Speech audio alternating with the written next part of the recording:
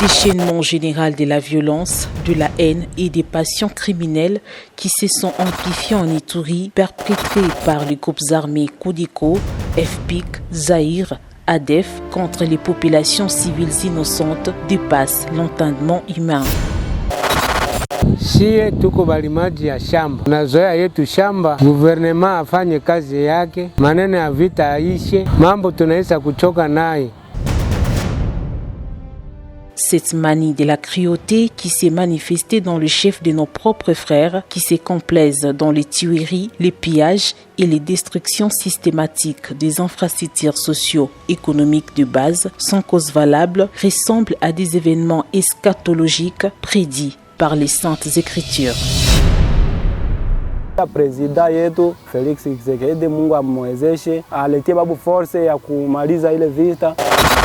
Tunaomba na Mungu wetu busiku na mchana asaidie askari wetu waweze vita na watoto wetu wa mwingine warudie akili ya kimutu waache vita. Comment arriver à stopper cette tragédie sanguinaire sans précédent qui prend des allures apocalyptiques, s'interroge-t-on. Tumaini yetu kwa Mungu. Biblia nasema kila maneno yote tusema na yeye. Kwa kuwa mambo batu kunateseka sana. Kenye basakula natokaka yote inashindikana. Batu yote kubunya. Batu kunateseka kona liana. Basi Mungu atuwezeshe. Asimamisha bendera ushindi, aleta amani salama. C'est de la responsabilité première du gouvernement congolais, d'abord qui doit s'assumer en intervenant illico presto par tous les moyens lui reconnus par la Constitution de la République, parce que disposant de tous les moyens, y compris l'usage de la force, pourvu que l'autorité de l'État et la paix soient restaurées sans délai. J'ai mesuré les attentes de la nation tout entière pour que soient définitivement mises hors d'état de nuire toutes ces forces négatives d'où qu'elles viennent et que ce soit enfin rétablie la paix durable à l'est du pays. Cette paix est la condition sine qua non de notre bonheur et du développement de notre pays. C'est l'optique choisie par l'autorité suprême du pays et avant toute chose, une descente sur terrain a été initiée par cette dernière qui décida de venir en Ituri à 2 reprises où il devrait s'imprégner de la situation sécuritaire sur place qui allait décrescendo dans cette partie de la République démocratique du Congo. Au terme de ces 2 visites en Ituri, Félix-Antoine Tshisekedi Tshilombo a résolu en prenant la ferme décision salvatrice. Prenant la mesure de la situation et usant des prérogatives constitutionnelles me conférées par les articles 69, 85, 144 et 145 de la Constitution, et après concertation avec le Premier ministre et les présidents des 2 chambres du Parlement national, Conseil supérieur de la défense entendu, j'ai décidé de proclamer l'état de siège sur toute l'étendue des provinces de l'Ituri et du Nord Kivu. Qui consistait à remplacer les autorités civiles par les autorités militaires et policières en décrétant le 6 mai 2021 l'état de siège dans les 2 provinces qui sont sous menace permanente des groupes armés locaux et étrangers qui écument ces 2 entités territoriales de l'Est de la République démocratique du Congo. J'invite dès lors chaque Congolaise et chaque Congolais, où que vous vous trouviez, à une mobilisation totale pour faire front avec nos forces armées déployées pour sécuriser notre territoire. Nos vaillants militaires doivent être appuyés par une prise de conscience collective de tous leurs compatriotes à titre de réconfort et leur serment de défendre la patrie et l'intégrité du territoire national. Ainsi, le gouverneur civil de l'Ituri, Jean Bamanissa Saïdi, s'était vu remplacé par le gouverneur militaire nommé par les chefs de l'État, le lieutenant-général Luboya Kashamadjoni et son vice-policier, les commissaires divisionnaires Alonga Boni Benjamin, le maire policier de la ville de Bunia et les AT de 5 territoires militaires et policiers. Des oiseaux de mauvais augure qui sont en train de dire ici, non voilà, attendez seulement, on fait 1 mois, on cache nos armes, après 1 mois il va repartir et nous allons reprendre. Ces armes qui vont ressortir après, c'est pour tuer qui? Des brebis? C'est pour tuer qui? Ressortez ces armes-là. Il y a des fonds pour ça. Il y a le DDRC qui va venir. Ne pensez pas que je veux partir dans 1 mois si vous n'avez pas arrêté. Je serai là. Et ça, je vous dis. Et je serai sans état d'âme. Après leur prise des fonctions respectives, il a été question pour les gouverneurs militaires nommés de commencer à s'imprégner de l'état des lieux de l'ensemble de la province, la cartographie des zones fortement menacées par les groupes armés avant de procéder à l'élaboration des plans opérationnels sur le terrain en attendant le déploiement des unités combattantes supplémentaires pour faire face à ces groupes armés mobiles et pour combler le vide qui était perceptible et déploré par la population civile exposée aux menaces régulières de miliciens. Itakuwa safi kabisa, sécurité itakuwa nguvu parce que tutaweka ile sécurité na tunawaambia wale watoto bale wanakaka tubankamba tule ni tunini tunkamba kama ni abasemeke bali ni kakamba. Si ndio vile Mungu anasema kama nafuata mabarieri pale. Baende tu baweke tena kale ataona vile tutamfanya. Vifaa bikwako mtaona. Uwaambie barudie. Wende kumashamba hapana kushimama pale unaanza kuvaa buizi gari ya mtu fulani beba telefone ulala na mashikio atashikia. Ayant maîtrisé la situation sur terrain, les gouverneurs militaires qui est des surcroît commandants des opérations devraient afin appliquer à la lettre son plan opérationnel élaboré avec ses collaborateurs déployés sur tous les fronts nord en territoire du Djougou et du sud Irumu où les opérations militaires devraient avoir lieu simultanément à Santaka aux grands bastions infectés de miliciens Codeco, FPIC, Zaïre, ADEF, qui dans leur folie tentaient de s'emparer des grandes agglomérations dans la ville de Bunia, croyant défier le service de sécurité et de défense qui veille jour et nuit à la protection de la population et ses biens.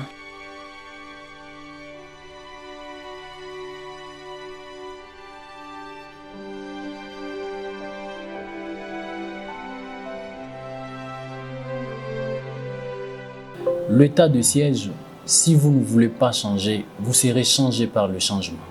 Pour déjouer les plans de ses ennemis de la paix, l'armée s'est déployée sous les ordres du commandant des opérations à Ituri, les gouverneurs militaires Luboya Kashamajoni, dont les résultats des opérations ont donné lieu à plusieurs exploits de reconquêtes par les forces loyalistes des localités jadis occupées par ces derniers, suivant le plan opérationnel ci-après.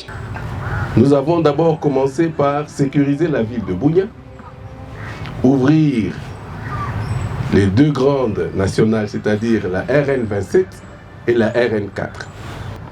Nous avons récupéré les grands bastions des groupes armés,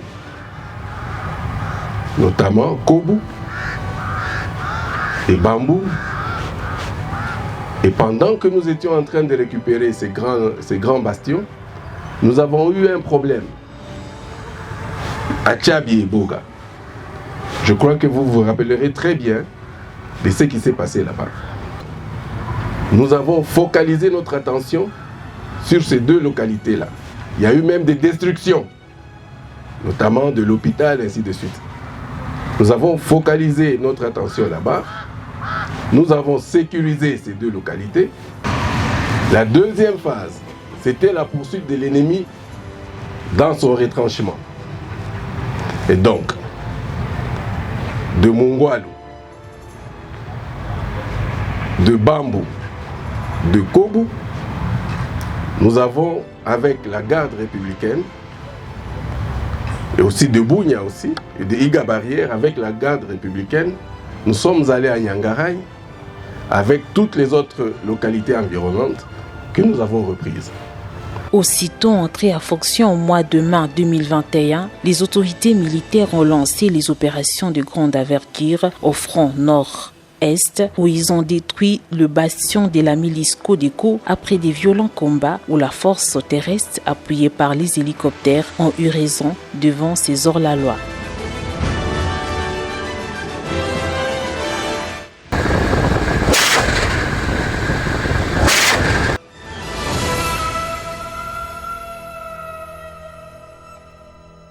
Front Sud Irumu, l'intensification des combats dans la région de Boga-Tchabi jusque dans la forêt de la chefferie de Wallis-et-Vonkutu, axe Luna, au mois de juillet, a permis le démantèlement du campement des éléments ADF et leurs alliés Banyabwisha.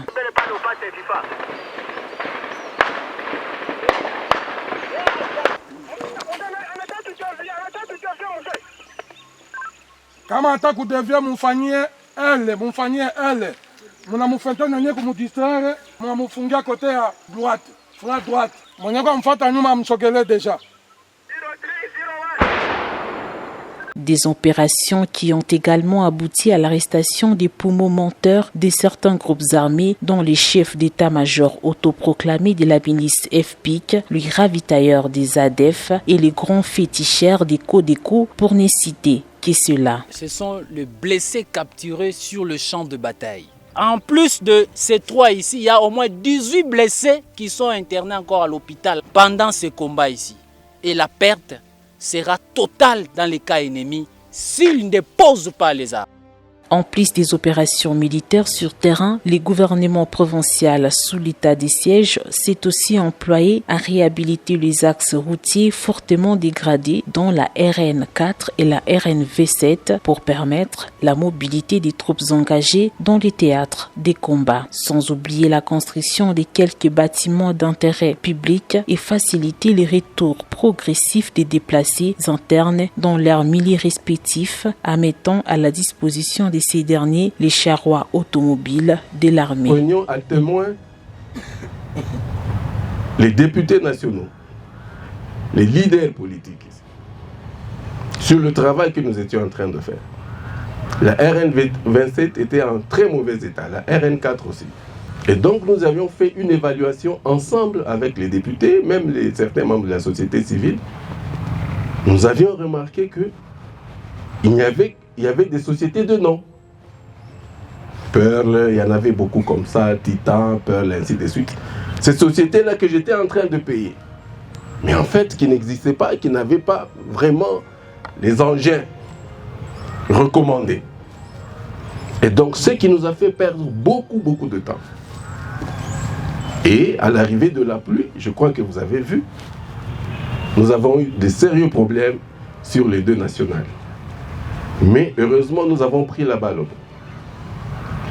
Nous avons appelé d'autres entreprises, d'autres attributaires qui ont plus de moyens, notamment Maïcha qui est venu avec, je pense, 2 brigades. Oriental aussi qui est venu. Je pense que au jour d'aujourd'hui, si vous prenez la RN27, vous pouvez vous rendre compte que les travaux ont vraiment avancé et la route est vraiment dégagée. Conclusion. L'état de siège sous les gouvernements militaires et commandants des opérations, le lieutenant-général Luboya Kashamajoni, a prouvé à mi-parcours, c'est-à-dire dans 8 mois depuis qu'il a été décrété le 6 mai 2021 par le chef de l'État Félix-Antoine Tshisekedi Tshilombo, sa volonté et sa détermination de mettre fin à l'insécurité généralisée créée par les groupes armés confondus. C'est pourquoi la population appuie sa double mission qui lui a été confiée par le chef de l'État Félix-Antoine Tshisekedi Tshilombo pour concrétiser sa vision, celle de restaurer à tout prix l'autorité de l'État et la paix en Ituri.